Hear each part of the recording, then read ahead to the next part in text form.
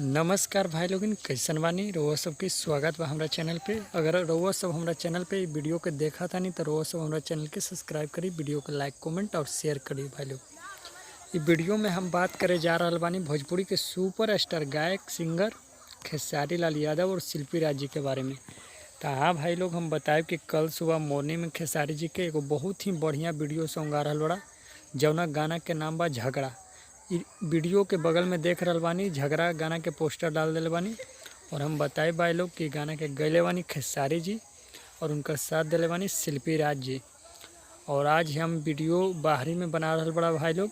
और हम बताएब कि गाना के लिखले बानी अखिलेश कश्यप जी, और ये गाना के म्यूजिक बनेले बानी बहुत ही बढ़िया म्यूजिक डायरेक्टर आर्या शर्मा जी। और हम बताए भाई लोग कि गाना कल सुबह अन्नपूर्णा फिल्म्स यानी अखिलेश कश्यप जी के कंपनी से रिलीज होखे वाला बा। तो कल रउआ सब झगड़ा देखे के बा, सुने के बा और ये गाना के हिट करे के बा। और रउआ सब वीडियो के ज़्यादा से ज़्यादा शेयर करी, अपना भाई के भी सपोर्ट करी और साथ में चैनल के सब्सक्राइब करी जा।